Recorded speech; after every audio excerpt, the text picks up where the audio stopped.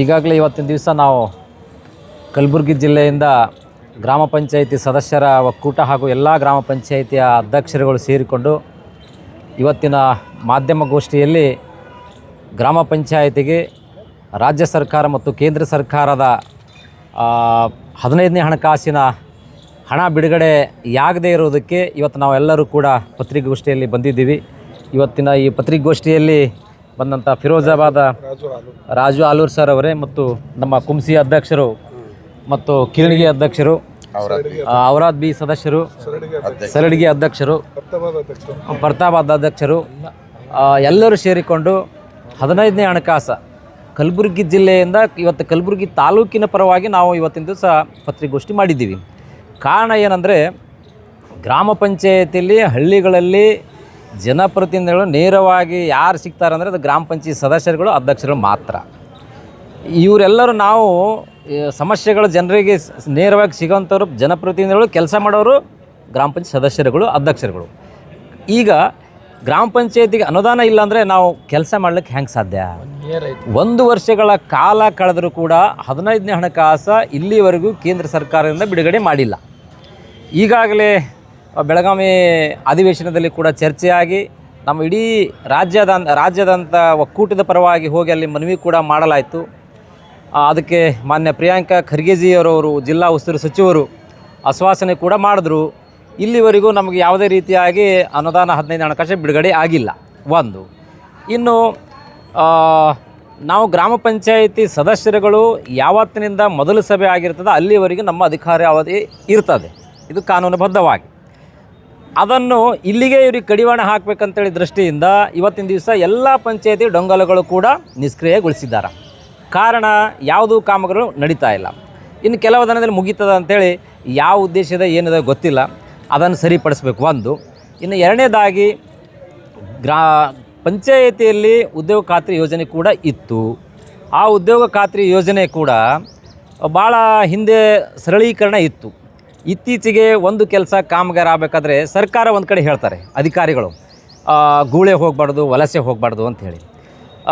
ಕೆಲಸ ಕೊಡ್ಬೇಕಂದ್ರೆ 3 ಬಾರಿ ಅವರಿಗೆ ನಾವು ಫೋಟೋ ಮಾಡಬೇಕು.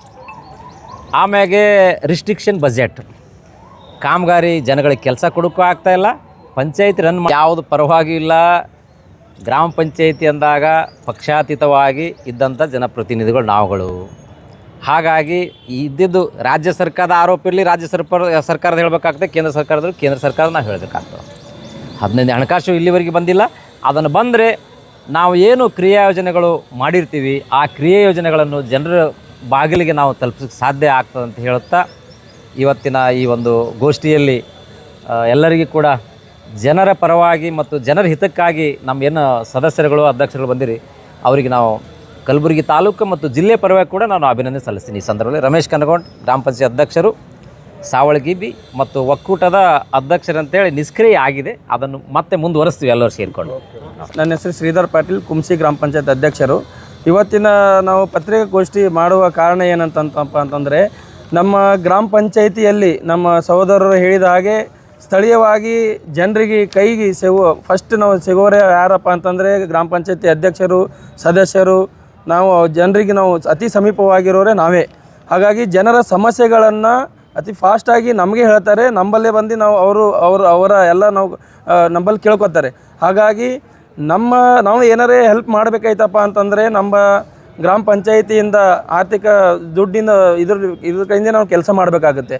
ಹಾಗಾಗಿ ಈ ಒಂದು ವರ್ಷ ಆಯಿತು, 1 ಇಯರ್ ಆಯಿತು, ನಮ್ಮ ಗ್ರಾಮ ಪಂಚಾಯಿತಿಗೆ ಅನುದಾನನೇ ಬಂದಿಲ್ಲ. 15 ಫೈನಾನ್ಸ್ ಒಂದು ರೂಪಾಯಿನೂ ಇನ್ನೂ ಬಿಡುಗಡೆ ಮಾಡಿಲ್ಲ. ಇದು ನಾವು ಕೆಲಸ ಮಾಡೋಕ್ಕೆ ಬಹಳ ನಮಗೆ ತೊಂದರೆ ಆಗ್ತಾಯಿದೆ. ಈ ಒಂದು ವಿಷಯವನ್ನು ನಮ್ಮ ಕಲಬುರಗಿ ಜಿಲ್ಲೆಯ MP ಆದಂಥ ನಮ್ಮ ರಾಜಕೃಷ್ಣ ಸರ್ ಅವರಿಗೂ ಮತ್ತು ನಮ್ಮ ಜಿಲ್ಲಾ ಉಸ್ತುವಾರಿಗಳಾದಂಥ ಪ್ರಿಯಾಂಕಾ ಖರ್ಗೆ ಸರ್ ಅವರಿಗೂ ನಾವು ಮನವಿ ಮಾಡ್ಕೊಂಬೋದೇನಪ್ಪ ಅಂತಂದರೆ, ಜನರು ನಮಗೆ ಕೇಳ್ತಾರೆ, ನಾವು ನಿಮಗೆ ಕೇಳಬೇಕಾಗ್ತದೆ. ಹಾಗಾಗಿ ನೀವು ಅತಿ ಫಾಸ್ಟಾಗಿ ನಮ್ಮ 15ನೇ ಹಣಕಾಸು ನಮಗೆ ಪೇಮೆಂಟ್ ನಾವು ಮಾಡಿಸಿದ್ರೆ ಜನರ ಕೆಲಸಗಳು ಆಗ್ತಾವಂತ ನಾನು ಹೇಳೋಕ್ಕೆ ಇಷ್ಟಪಡ್ತೀನಿ. ಹಾಗಾಗಿ ಈ ಒಂದು 15 ಹಣಕಾಸಿಂದು ಒಂದು 8 ದಿವಸ ಅಲ್ಲಿ 8 ದಿವಸ ಒಳಗಾಗಿ ನೀವು ಬರಲಿಲ್ಲಪ್ಪ ಅಂತಂದರೆ ನಾವು ನಿಮಗೆ ಮುತ್ತಿಗೆ ಹಾಕುವಂಥ ಕಾರ್ಯಕ್ರಮನ ಮುಂದೆ ಇಟ್ಕೋಬೇಕಾಗುತ್ತೆ, ಹೋರಾಟ ಮಾಡಬೇಕಾಗುತ್ತೆ ಆಗುವಂಥ ಪರಿಸ್ಥಿತಿ ಬರುತ್ತೆ. ಹಾಗಾಗಿ ಆ ಪರಿಸ್ಥಿತಿಯನ್ನು ಆಗಲಾರ್ದಂಗೆ ನೀವು ಆದಷ್ಟು ಬೇಗ 15 ಹಣಕಾಸು ಪೇಮೆಂಟನ್ನು ನೀವು ಬಿಡುಗಡೆ ಮಾಡಿಸ್ಬೇಕಂತ ನಾನು ಈ ಮೂಲಕ ಎಲ್ಲರ ವತಿಯಿಂದ ನಾನು ಕೇಳೋಕ್ಕೆ ಇಷ್ಟಪಡ್ತೀನಿ. ಒನ್ ಇಯರ್ ಆಯಿತು, ಪೇಮೆಂಟೇ ಬಂದಿಲ್ಲ. 1 ವರ್ಷ ಆಯಿತು. ಮೇಲಾಧಿಕಾರಿಗೆ ಏನು ದೂರು ಕೊಟ್ಟಿದ್ದೀರಾ? ಮೇಲಾಧಿಕಾರಿ ಇಒರಿಗೂ ಹೇಳಿದೆವು, CEO ಹೇಳಿದೆವು, ಮತ್ತು ಶಾಸಕರಿಗೂ ಹೇಳಿದೆವು, ಮತ್ತು ನಮ್ಮ ಜಿಲ್ಲಾ ಉಸ್ತುವಾರಿ ಮಿನಿಸ್ಟರ್ ಆದಂಥ ಪ್ರಿಯಾಂಕಾ ಖರ್ಗೆ ಅವರಿಗೂ ಹೇಳಿದೆವು, ಮತ್ತು ಬೆಂಗಳೂರಲ್ಲಿ ಅವರು RDPR ಏನು ಸೆಕ್ರೆಟ್ರಿ ಅವ್ರಿಗೂ ಹೋಗಿ ತಿಳಿಸಿದೆವು. ಹಾಗಾಗಿ ಇನ್ನೂ ಬರೇ ಬರ್ತಾವ, ಇನ್ನೊಂದು 8 ದಿವಸದಲ್ಲಿ ಬರ್ತಾವ, ಈ ತಿಂಗಳು ಬರ್ತಾವ, ಮುಂದಿನ ತಿಂಗಳು ಬರ್ತಾವ ಅಂತ ಹೇಳ್ಕೊತಾನೆ ಇದ್ದಾರೆ. ಅವ್ರು ಹೇಳ್ದಂಗೆ ನಾವು ಜನರಿಗೆ ಹೇಳೋಕ್ಕಾಗಲ್ಲ. ಹೆಂಗಪ್ಪ ಅಂತಂದರೆ ಈಗ ಕೆಲಸ ಊರಲ್ಲಿ ಯಾವ್ದಾರು ಒಂದು ಕೆಲಸ ಇರುತ್ತೆ, ಜಾತ್ರೆ ಇರುತ್ತೆ, ಆ ಜಾತ್ರೆದಾಗ ನಾಲಿ ತೆಗಿಸ್ಬೇಕು, ಮತ್ತು ಇದು ಲೈಟ್ ಹಾಕಿಸ್ಬೇಕು, ಮತ್ತು ಬ್ಲೀಚಿಂಗ್ ಪೌಡ್ರ್ ಹಾಕಬೇಕು, ಅದೆಲ್ಲ ಮಾಡಬೇಕಾದ್ರೆ ಪೇಮೆಂಟ್ ಇರಲಿಲ್ಲ. ನಾವು ಎಲ್ಲ ಅಧ್ಯಕ್ಷರಲ್ಲಿ ನಾವು ಒಬ್ಬರು ಬೇರೆದವ್ರ ಬಳಿ ಹೋಗಿ ಉದ್ರಿ ಇಸ್ಕೊಟ್ಟು ನಾವು ಕೆಲಸ ಮಾಡಿಸಿರ್ತೇವೆ. ಈಗ ನಮಗೆ ಪೇಮೆಂಟ್ ಆಗಿಲ್ಲಪ್ಪ ಅಂತಂದ್ರೆ ಮುಂದಿನ ಈಗ 1 ತಿಂಗಳು 1.5 ತಿಂಗಳು ಆದ್ಬಿಟ್ಟು ನಮ್ಮದು ಅಧಿಕಾರ ಹೋಗೇ ಬಿಡ್ತದೆ. ಪೇಮೆಂಟ್ ಅವ್ರಿಗೆ ಮಾಡಿಲ್ಲಪ್ಪ ಅಂತಂದ್ರೆ ನಮ್ಮ ಮನೆ ಮುಂದೆ ಬಂದು ಕೊಡ್ತಾರೆ. ಹೌದಪ್ಪ 1 ಲಕ್ಷ ಒಂದು 50,000 ಏನೋ ಪೇಮೆಂಟ್ ತಂದಿದ್ದವಪ್ಪ ಅಂತಂದ್ರೆ ಒಂದು ಮಾತು ಬೇರೆ. ಅಲ್ಲಿ 10 ಲಕ್ಷ ತನಕ 5 ಲಕ್ಷ ತನಕ ಕೆಲಸ ಮಾಡಿರ್ತಾರೆ ಎಲ್ಲ ಅಧ್ಯಕ್ಷರು. ಹಾಗಾಗಿ ನೀವು ಇದು ಮುಂದಿನ ದಿನಗೋದಾಗ ಯಾರಿಗೂ ಹೊರಿ ಹಾಕ್ಲಾರ್ದೇ ಜನರು ಸೇವೆ ಮಾಡಿರುವಂಥ ಸೇವೆ ಮಾಡ್ಲಿಕ್ಕೂ ಶಕ್ತಿ ಕೊಡ್ರಿ. ಮುಂದಿನ ದಿನಗಳದಾಗ ಒಳ್ಳೇದು ಮಾಡ್ಲಿಕ್ಕೆ ನೀವು ನಮಗೆ ಅನುವು ಮಾಡಿಕೊಡಿ ಅಂತ ನಾವು ಕೇಳೋಕ್ಕೆ ಇಷ್ಟಪಡ್ತೀನಿ ಅಂತ. ನಾನು ರಾಜು ಹಾಲು, ಫಿರೋಜಾಬಾದ್. ಇವತ್ತು 15ನೇ ಹಣಕಾಸಿನ ಬಗ್ಗೆ ನಾವು ಭಾಳಷ್ಟು ಅನುದಾನ ಬರದೇ ಕಾರಣಕ್ಕಾಗಿ ಕೆಲವೊಂದು ಕಾಮಗಾರಿಗಳನ್ನು ಸ್ಥಗಿತ ಆಗಿದೆ. ಅದಕ್ಕಾಗಿ 15ನೇ ಹಣಕಾಸು ಆದಷ್ಟು ಬೇಗ ಸರ್ಕಾರ ಎಚ್ಚೆತ್ತುಕೊಂಡು ಬಿಡುಗಡೆ ಮಾಡಬೇಕಾಗಿದೆ. ಬೇರೆ ರಾಜ್ಯಗಳಲ್ಲಿ ಆಂಧ್ರ ಪ್ರದೇಶ ಮತ್ತು ಮಧ್ಯಪ್ರದೇಶ ಇನ್ನಿತರ ರಾಜ್ಯದಲ್ಲಿ 15ನೇ ಹಣಕಾಸು ಬಿಡುಗಡೆ ಆಗಿದೆ. ನಮ್ಮ ಕರ್ನಾಟಕ ರಾಜ್ಯದಲ್ಲಿ ಯಾಕೆ ಆಗ್ತಾ ಇಲ್ಲ? ಆ ಒಂದು ಸರ್ಕಾರಕ್ಕೆ ಇವತ್ತು ನಾವು ಸಂದೇಶವನ್ನು ಕಳಿಸ್ತಾ ಇದ್ದೇವೆ. ಆದಷ್ಟು ಬೇಗ ಈ 15ನೇ ಹಣಕಾಸು ಏನಪ್ಪ ಅಂತಂದರೆ ಬಿಡುಗಡೆ ಮಾಡಬೇಕು. ನಮಗೆ ಗ್ರಾಮ ಪಂಚಾಯತಿ ಅಧ್ಯಕ್ಷರಾದಂಥ ಎಲ್ಲ ಗ್ರಾಮ ಪಂಚಾಯತಿಯಲ್ಲಿ ಈ ಒಂದು ಅನುದಾನ ಬಿಡುಗಡೆ ಮಾಡಬೇಕು.